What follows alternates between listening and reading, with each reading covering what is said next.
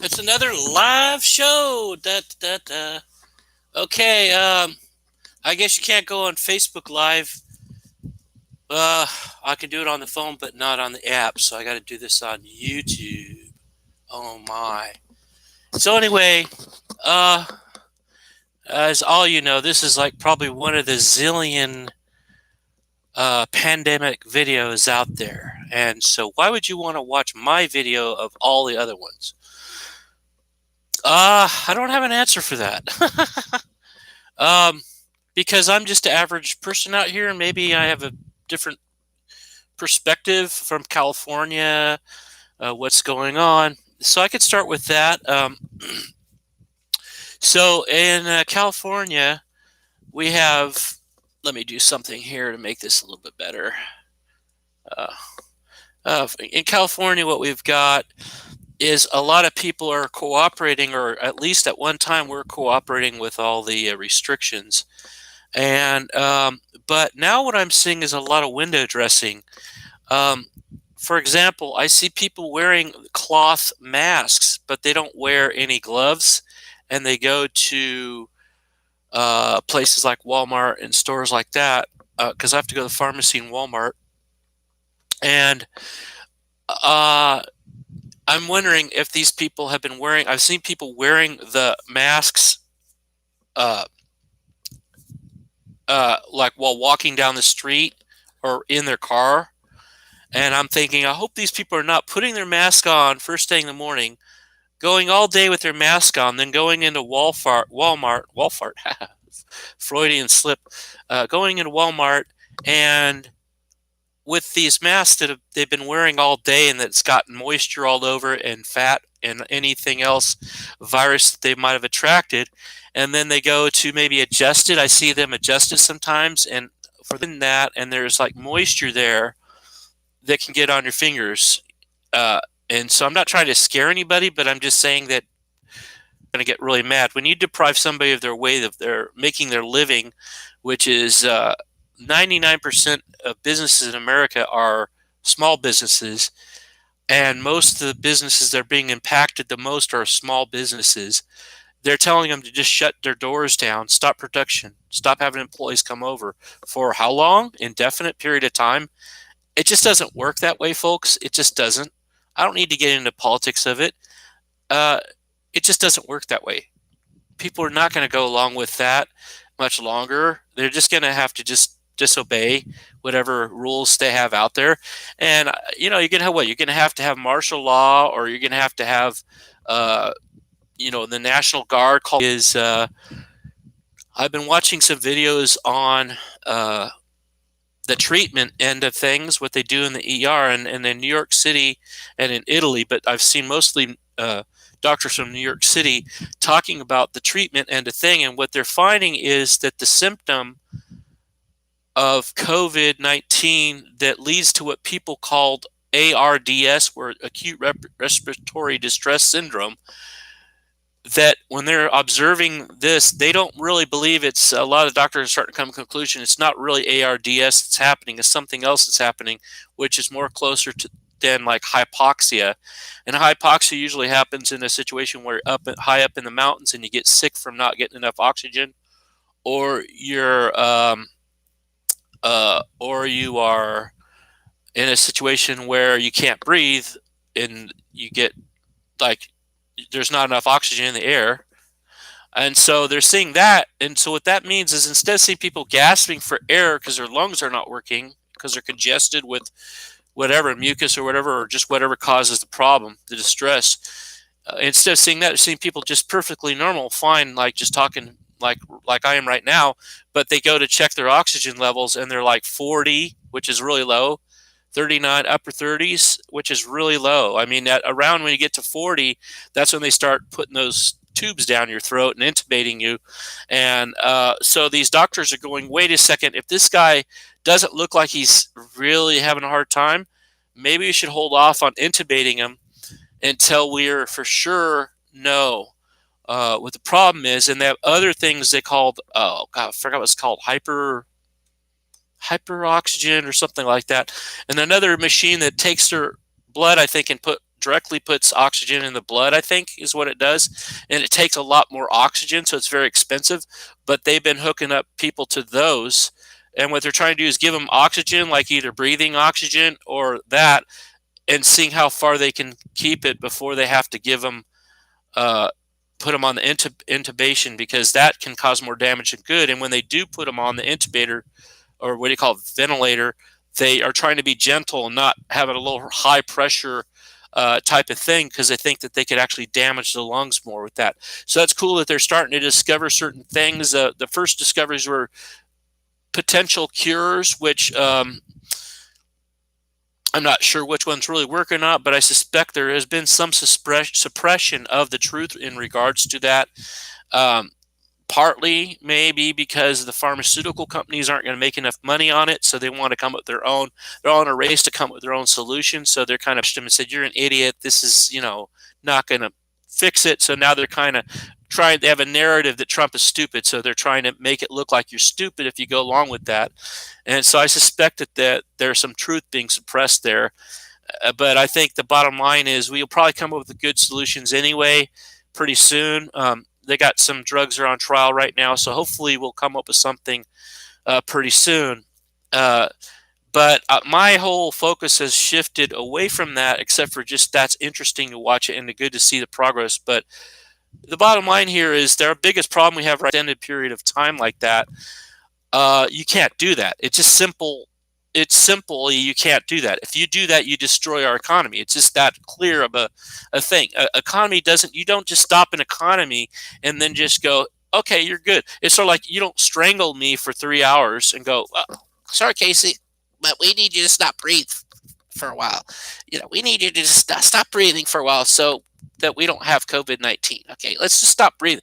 If you have me stop breathing for 3 hours, I'm going to die. 2-3 minutes, I'm dead already, or in bad shape. Well, that's the same thing as economy. You can't just choke the economy and go, just hold on, we'll be good. Let's just hold on, and then go, okay, now we're good now. You can't do that. It's dead. It dies because it's like a system that has to be perpetuating. You have supply sides, and you have demand, and you have prices. If you introduce all this chaos, then nobody knows what to pay for anything. The prices start going up and down, and supply starts coming and going. I mean, we don't even know what's going to happen. It's just, I tell you what, man, I hope I'm dead wrong. I hope I can go back and laugh at myself going, Casey, you were really going off the deep end. But it's just common sense. It's just common sense. You don't just shut down an economy. You don't. It just, nobody's ever done that before. It's like an experiment. So we don't know what's going to happen. And that's scary. That's really scary. Only I can say is maybe I'm wrong because there's a couple factors. Maybe they haven't shut down as many businesses as I thought they did. Someone convince me I'm wrong, please, because as far as I know, almost every business is shut down. What's still open? Retail, of certain retail, not all retail. You can't just go to any old store, like an electronics store. So a big sector of retail is shut down, electronics and anything that's not essential, And so then that's gone. All non-essential on your vehicle, something that's necessary. But the thing is, a lot of what we do when we live our lives is actually necessary. For example, I noticed the fitness place is closed. So we're going to have a bunch of people that haven't been working out. And then the fitness company is going to go out of business and we have to start all over. There's a lot of things people do to keep their sanity, to keep healthy, that are being shut down. There's a lot of businesses that were feeding their families. I know I sound like I'm really belittling and really talking down to you, but do I have to explain that? You know what I mean? Maybe I shouldn't even go talk about it. Like I said, it's pretty much common sense. You don't shut down an economy. Really bad move. I mean, that's like dropping a bomb on all the major cities of the United States to get rid of a virus.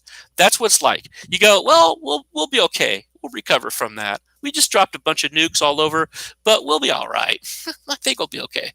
So it's not going to work. And then also major human rights violations have been going on. You don't need to the government's overstepping its role.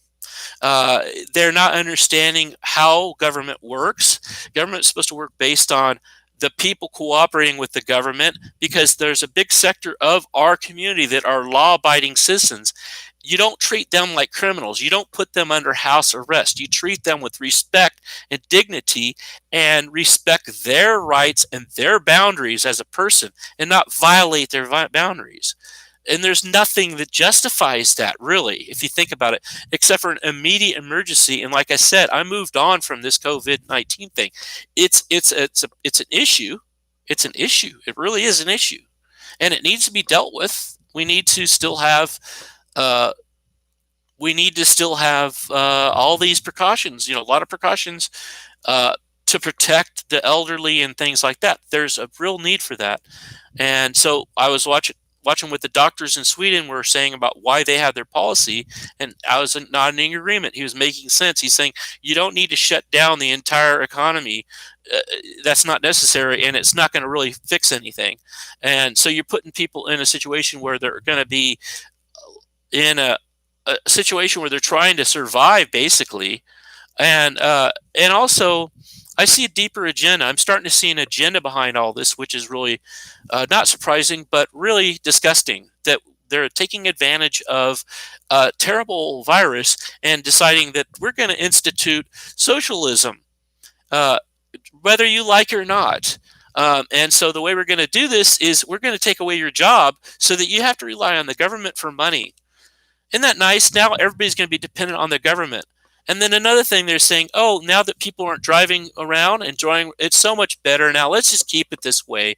Let's just keep it where there's not as much pollution.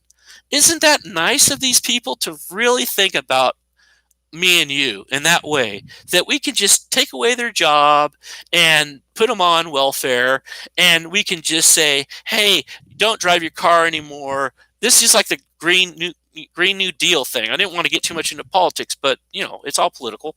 But there is a political agenda behind all this stuff that's going on.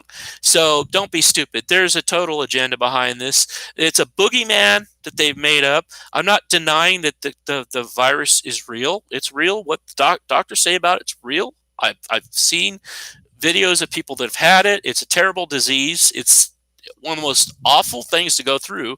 Wouldn't wish it on my enemy. I hate the idea of gasping for breath. That just scares me. It scares me. And being intubated and having on a tube. Oh, I hate that idea. I hate it. So, but it's still a boogeyman that they've invented to make so that they can take away our freedom and institute socialism here in America. And so they're rubbing their hands together and going, great, now we finally get to get what we want. We get President of the United States out. We get Trump out. You're going to have a bad economy. That's good because people won't vote for Trump. And what is going to happen? Are we going to be that stupid? We're going to just say, oh, yeah, that's right. Trump could have done more when he actually cut off the Chinese well, he is cutting off immigration now, but he was cut off flights from China first, right away. And they're mocking him, saying, look what he did. He cut off flights to China, blah, blah, blah, blah. What can I say? So that's this is 22nd of April, and we're not going to see the unemployment numbers for a while, but I anticipate them to be up to 50%. I don't have any reason not to believe that. So I've heard some people say it's going to be only 10%. I'm like, are you kidding? What kind of drugs are you on? How could it be only 10%? They're only keeping essential businesses open. Essential is probably only 20% of our business, 30. Not a big chunk of business is essential.